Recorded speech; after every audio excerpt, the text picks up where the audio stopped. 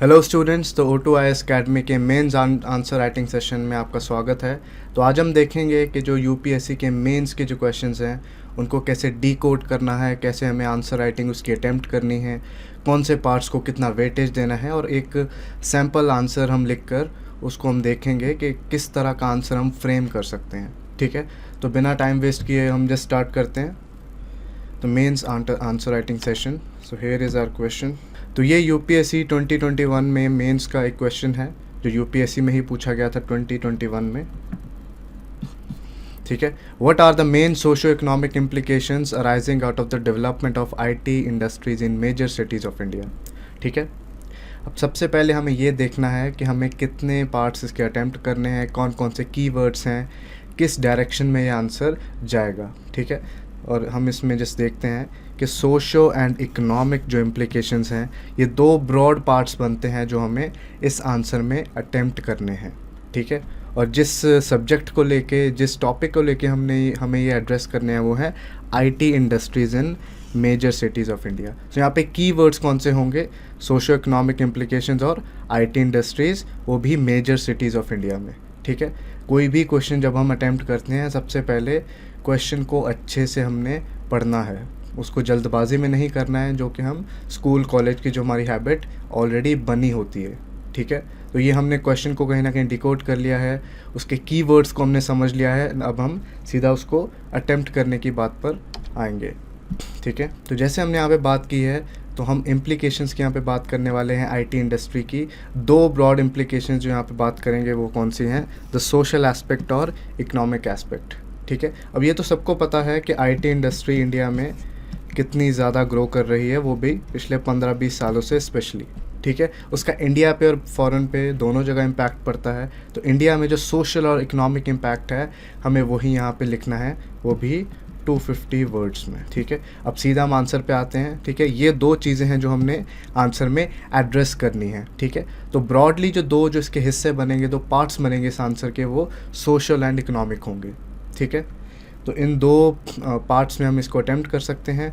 3 pages का आपके पास space होता है जब हम यूपीएससी के 250 वर्ड्स के एक आंसर की बात करते हैं। तो ब्रॉडली अगर हम देखें तो 1.5 जो पेज है हम सोशल एस्पेक्ट को दे सकते हैं और 1.5 हम इकोनॉमिक एस्पेक्ट को दे सकते हैं। सो ब्रॉडली हम ऐसे अपने आंसर को कहीं ना कहीं कैटेगराइज कर सकते हैं। ठीक है, अब इंट्रोडक्शन की अगर हम बात करें, अब देखो ये आईटी सेक्टर के इंफ्रास्ट्रक्चर की बात है तो कहीं ना कहीं ये इकोनॉमी का क्वेश्चन भी हमारा बन जाता है। ठीक है, जो आईटी सेक्टर है इकोनॉमिक फील्ड के लहजे से हम इसको देख सकते हैं। ये GS1 में भी आ सकता है और GS3 में भी पूछा जा सकता है। तो ऐसे अगर क्वेश्चन की बात करें तो इंट्रोडक्शन, जैसे हमने पहले बात की थी कि इंट्रोडक्शन 2-3 लाइन से ज़्यादा की नहीं होनी चाहिए, मैक्सिमम 2 to 4 लाइन्स हम ले सकते हैं। ठीक है, इंट्रोडक्शन बहुत ही शॉर्ट और क्रिस्प होनी चाहिए। अब बहुत ज़्यादा स्पेस और वर्ड्स इसमें नहीं वेस्ट कर सकते। तो इसको स्टार्ट करने का क्या तरीका हो सकता है कि हम किसी भी डेटा से स्टार्ट करें, स्पेशली जब भी हम इकोनॉमी से रिलेटेड या फिर GS3 के जो आंसर्स अटेम्प्ट करते हैं उसको लिखने का बेस्ट तरीका क्या है? इंट्रोडक्शन में किसी भी डेटा, रिपोर्ट या सर्वे की जो फाइंडिंग्स हैं उससे उनको हम स्टार्ट कर सकते हैं। ठीक है, तो जैसे फॉर एग्जांपल हमने यहाँ पे लिखा हुआ है कि 2020 में 3 जो आईटी की कंपनीज हैं, TCS, विप्रो और इन्फोसिस, इतने लाख जॉब अपॉर्चुनिटीज़ दे सकती हैं या फिर देने वाली हैं 2022 में। ठीक है, तो कोई भी डेटा जो कि रेलेवेंट है उस क्वेश्चन के वो हम डाल सकते हैं। इंट्रो के लिए ये बहुत ही एक कैची फ्रेज बन सकता है, कैची एक सेंटेंस बन सकता है। ठीक है, अब ये चीज़ आप सॉर्ट ऑफ थंब रूल बना सकते हैं कि इकोनॉमी का कोई भी क्वेश्चन है जो कि आईटी से या किसी भी फील्ड से रिलेटेड है तो हम डेटा से कहीं ना कहीं उसको स्टार्ट कर सकते हैं। डेटा से, रिपोर्ट से या किसी भी स्टडी का कोई भी स्टैट देकर हम आंसर का इंट्रोडक्शन कहीं ना कहीं स्टार्ट कर सकते हैं। ठीक है, अब क्वेश्चन में हमने पढ़ा था कि मेजर सिटीज़ में आईटी सेक्टर डेवलपमेंट की इम्प्लीकेशंस क्या हैं, और यहाँ पे एक फ़्लो चार्ट फॉर्म में या फिर सीधा पॉइंटर्स में मेन सिटीज़ बता सकते हैं कि कहाँ कहाँ पे हब्स बने हुए हैं हमारे वड्यू से आईटी सेक्टर के। ठीक है, तो बॉम्बे, हैदराबाद, मुंबई, चेन्नई, दिल्ली, पुणे, तो ये सारे के सारे क्या हैं? आईटी सेक्टर के हब्स हैं। ठीक है, यहाँ पे एक बेंगलोर भी है जो यहाँ पे कहीं ना कहीं मिसिंग है, तो बेंगलुरु भी हम इसमें कहीं ना कहीं इंक्लूड कर सकते हैं। ठीक है, अब फ्लो चार्ट के फॉर्म में हम इसको रिप्रेजेंट कर सकते हैं आंसर में, और फ्लो चार्ट में जो वर्ड्स हैं वो वर्ड लिमिट में काउंट नहीं होते, ये चीज़ आपको ध्यान में रखनी है। ठीक है, तो जो भी आप फ्लो चार्ट या फिर डायग्राम के फॉर्म में कुछ भी रिप्रेजेंट कर रहे हैं आंसर में, तो वो आपके वर्ड लिमिट में काउंट नहीं होते हैं। लेकिन ये भी चीज़ आपने याद रखनी है कि कोई भी फ्लो चार्ट आंसर में ज़बरदस्ती नहीं आपने घुसाना है। ठीक है, तो यहाँ पे बेंगलुरु, हैदराबाद, बॉम्बे, चेन्नई जैसे सिटीज़ में आईटी जो हब्स बने हुए हैं, सॉफ्टवेयर टेक्नोलॉजी पार्क्स बने हुए हैं, ठीक है, उसके रिगार्डिंग हम यहाँ पे क्या कर सकते हैं, एक छोटा सा फ्लो चार्ट बना सकते हैं या फिर पॉइंटर्स फॉर्म में भी उसको मेंशन कर सकते हैं। ठीक है, क्योंकि मेजर सिटीज़ का यहाँ पे पूछा हुआ है जब भी हम यहाँ पे अपने आंसर की बात कर रहे हैं। ठीक है, अब ये फ्लो चार्ट बनाकर हम क्या कर सकते हैं, सीधा अपने बॉडी जो भी हमारी आंसर की होगी उसमें स्विच ओवर कर सकते हैं कि बॉडी में क्या क्या चीज़ें हम इंक्लूड करेंगे। ठीक है, अब इसमें दो पार्ट हैं इस क्वेश्चन के, पहला है सोशल और बाद में है इकोनॉमिक। तो हम कैसे स्टार्ट करेंगे, सीधा सोशल इम्प्लीकेशन से स्टार्ट करेंगे, एकदम प्रिसाइज और to the point answer writing की जो हमारी एक अप्रोच है वो होनी चाहिए। हमें एकदम प्रिसाइज रहना है, इधर उधर की बातें नहीं करनी है, और जो पूछा गया है सीधा उसी का जवाब हमने देना है।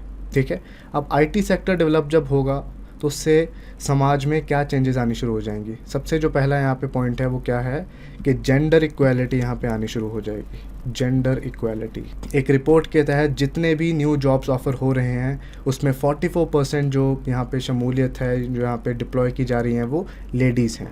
ठीक है, तो इससे जेंडर जो पैरिटी वाला जो एंगल है वो काफ़ी ज़्यादा यहाँ पे आगे उभरता हुआ दिख रहा है। तो इस सोसाइटी में जो वेमेन है वो ज़्यादा एम्प्लॉयमेंट ले पाएंगी आईटी सेक्टर के डेवलप होने से।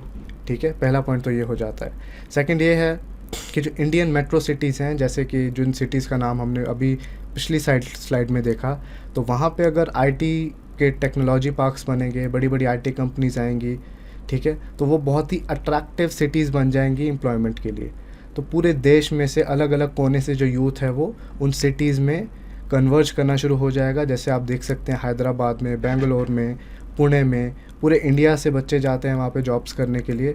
तो वहाँ पे प्लूरलिज़म वाला जो सिस्टम है, प्लूरलिज़म वाला जो कल्चर है, ठीक है, वो वहाँ पे डेवलप होना शुरू हो जाएगा। एक ही शहर में बहुत जगह जगह से लोग आएंगे और variety of ethnicities, languages, cultures वहाँ पे फॉलो किए जाएंगे, जैसे कि हम किसी भी इंडिया की बड़ी सिटीज़ में देख पाते हैं। ठीक है, तो यहाँ तो जिस भी सिटी में या फिर जिस भी एरिया में ये सब वैरायटीज़ हमें देखने को मिलती हैं, काफ़ी लोग एक शहर में रहते हैं, तो उन शहरों को हम कॉस्मोपॉलिटन इन नेचर कहते हैं। ठीक है, जहाँ पे डिफरेंट कल्चर्स के लोग वहाँ पे आके अपने कल्चर को रिप्रेजेंट करते हैं। तो जब भी आईटी सेक्टर हब बनेंगे किसी भी शहर में, तो बहुत सारे कल्चर्स के लोग उन शहरों में आएंगे और वहाँ पे अपना योगदान देंगे। ठीक है, आई होप इस ये पॉइंट क्लियर है। तो थर्ड पॉइंट यहाँ पे हम देखते हैं कि rise of affluent middle class, जो कि एक और इम्पॉर्टेंट सोशल चेंज है। जब भी आईटी सेक्टर डेवलपमेंट होगा, ठीक है, उससे जिनको नौकरियाँ मिलेंगी या जो भी जॉब्स लेंगे, ठीक है, अब आईटी सेक्टर में क्या है, बहुत ही स्किल्ड ओरिएंटेड जॉब है। आपके अंदर आईटी की बहुत अच्छी स्किल्स होनी चाहिए, तो एक स्किल्ड ओरिएंटेड जॉब है, स्किल ओरिएंटेड जॉब है। ठीक है, इसकी वजह से काफ़ी पैसा बन सकता है, जो भी इस फील्ड में हैं वो काफ़ी इनकम कमा सकते हैं। तो मिडिल क्लास के लोग अपर मिडिल क्लास में जा सकते हैं, लोअर मिडिल क्लास के लोग मिडिल क्लास में आ सकते हैं। सो जो पैसा है वो मिडिल क्लास में ज़्यादा आना शुरू हो जाएगा। ठीक है, इसलिए जो मिडिल क्लास का जो एक एमरजेंस है इंडिया जैसे कंट्री में, वो और ज़्यादा होना शुरू हो जाएगा जैसे ही ये स्किल्स, ये जॉब्स, एम्प्लॉयमेंट बढ़ती जाएंगी। ठीक है, तो एक इंडिया में जो अमीरी है, जो एक मिडिल क्लास में जो भी इस फील्ड में आ रहा है, वो बढ़ती हुई दिखेगी आपको। ठीक है, और कल्चरल चेंजेस जो बहुत इंपॉर्टेंट चीज़ें हम बड़े शहरों में आज भी देखते हैं, ये बढ़नी शुरू हो जाएंगी, क्योंकि आईटी सेक्टर में, ठीक है, नाइट शिफ्ट्स बहुत कॉमन चीज़ हैं। कैफ़े कल्चर, कि आप कैफ़े में बैठकर, ठीक है, वहाँ पे अपना आईटी का काम कर रहे हैं, अपने लैपटॉप पे लगे हुए हैं। ठीक है, जो बड़े बड़े सिटीज़ में आप देख सकते हैं। तो ये कल्चरल शिफ्ट्स हैं जो हमें देखने को मिल सकते हैं। इवन वर्क फ्रॉम होम की हम बात कर सकते हैं, जो कि पैंडमिक के बाद हुआ। ठीक है, तो ये सारे कल्चरल चेंजेस जो हैं हम कहीं ना कहीं नोटिस कर सकते हैं आईटी सेक्टर के डेवलपमेंट में, जो कि बड़े शहरों में हो रहे हैं। ठीक है, अभी हमने कुछ पॉजिटिव चीज़ें देखी। ठीक है, अब हम देखते हैं कि इस सोशल जो भी चेंजेस आ रहे हैं उसमें नेगेटिव चीज़ें क्या हैं। अब आपने एक चीज़ याद रखनी है, जब भी हम आंसर राइटिंग अटैम्प्ट कर रहे हैं, तो जितने आप स्ट्रक्चर को इम्प्रूव करेंगे अपने आंसर राइटिंग के, ठीक है, जितने सेक्शंस बनाएंगे, जितना डाइवर्सिफाई अपने आंसर को करेंगे, उतने ही आपको मार्क्स मिलने के चांसेस होंगे। ठीक है, छोटे पॉइंट्स बनाइए। ठीक है, जैसे यहाँ पे rise of affluent middle class लिखा है, तो इन चीज़ों को हाईलाइट करते हुए जाइए ताकि एग्जामिनर के लिए आपको नंबर देना बहुत ही ईजी हो जाए। ठीक है, अब कुछ नेगेटिव ट्रेंड्स देखते हैं सोसाइटी में। सबसे पहली बात, राइजिंग मटीरियलिज्म। जैसे ही आपके पास बहुत पैसा आता है, आप सिर्फ अपने बारे में सोचते हैं, अपनी इंजॉयमेंट के बारे में सोचते हैं, अपनी जॉब, अपनी फैमिली के बारे में सोचते हैं, तो एक पदार्थवादी सोच, एक मटेरियलिस्टिक सोच आ जाती है, जहाँ पे आप कहीं ना कहीं सिर्फ अपनी ही खुशियों के बारे में, अपने ही प्लेजर्स के बारे में सोचते हैं। ठीक है, एक इंडिविजुअलिस्टिक सोच आ जाती है, आप सिर्फ इंडिविजुअल सेंट्रिक, सेल्फ सेंट्रिक होना शुरू हो जाते हैं। ऐसी टेंडेंसीज देखी जा रही हैं। ठीक है, उसके बाद rising alcohol and cigarette consumption, जो कि बड़े शहरों में काफ़ी एक नेगेटिव ट्रेंड हमें दिख रहा है कि स्मोकिंग रूम्स बनाए होते हैं बड़ी बड़ी कंपनीज़ के ऑफिसेज़ में। ठीक है, एक दूसरे को देखकर ये जो ट्रेंड्स हैं वो शुरू हो जाते हैं। पार्टी कल्चर जैसी चीज़ें शुरू हो जाती है। अगेन, पार्टी कल्चर को हम सही या गलत नहीं आंक सकते, पर अगर हम टेम्पटेशन गुड्स को ज़्यादा कंज्यूम करेंगे, अल्कोहल सिगरेट का कंजम्पशन ज़्यादा होगा, तो हेल्थ कंसर्न्स आने बहुत ही वहाँ पे कॉमन चीज़ें हो जाएंगी। ठीक है, उसके बाद हम नेगेटिव ट्रेंड्स देखते हैं। अब जितना आप आईटी सेक्टर में देखें, आप लैपटॉप के सामने बैठे हुए हैं। ठीक है, स्क्रीन टाइम आपका बहुत ज़्यादा है।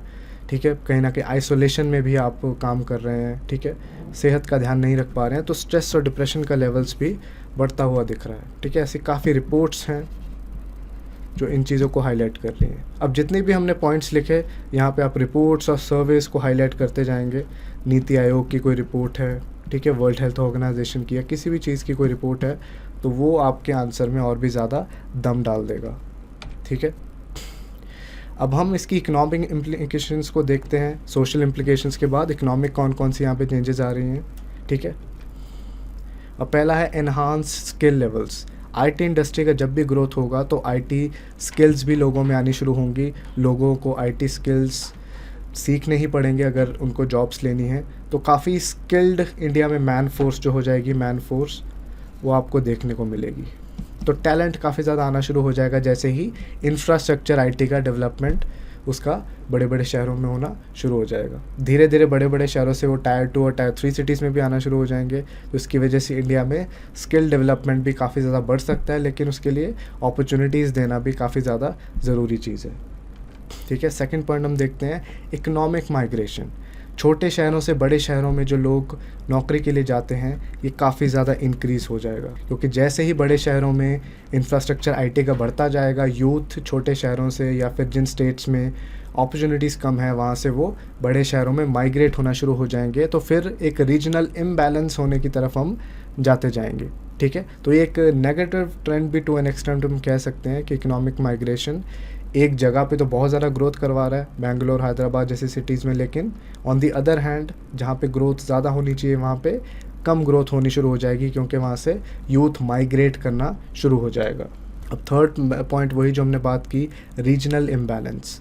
ठीक है, बेंगलुरु जैसी सिटीज़ के ग्रोथ से कर्नाटक का ग्रोथ हो सकता है, हैदराबाद की ग्रोथ से तेलंगाना का ग्रोथ हो सकता है, बट हो सकता है कि बाकी स्टेट्स जो बाकी सिटीज़ हैं वहाँ पे वो ग्रोथ हमें ना देखने को मिले। इसलिए इम्बैलेंस की वजह से इनइक्वालिटी का आना बहुत कॉमन हो जाएगा। ठीक है, तो कहीं ना कहीं ये जो एक इकोनॉमिक ट्रेंड है, ठीक है, इकोनॉमिक जो यहाँ पे एक हम देख पा रहे हैं कि एक ट्रेंड जो चलता जा रहा है वो काफ़ी एक नेगेटिव है अगर बाकी सिटीज़ में डेवलप नहीं होता है तो। ठीक है, but on a positive side, अगर आईटी इंडस्ट्री का इंडिया में ग्रोथ होता है तो आईटी एसोसिएटेड जो प्रोडक्ट्स हैं उनकी मैन्युफैक्चरिंग भी कहीं ना कहीं इंडिया में स्पीड पकड़ लेगी। ठीक है, चाहे सॉफ्टवेयर की कुछ भी चीज़ें हैं, कुछ भी इक्विपमेंट्स हैं, ठीक है, तो वो कहीं ना कहीं इंडिया में स्पीड पकड़ेंगी और इंडिया एक्सपोर्ट वगैरह में आईटी प्रोडक्ट्स के काफ़ी ज़्यादा आगे हो जाएगा। जैसे सॉफ्टवेयर टेक्नोलॉजी पार्क स्कीम है जो इंडियन गवर्नमेंट ने लॉन्च की है, ये भी मैन्युफैक्चरिंग के साथ कहीं ना कहीं लिंक्ड है।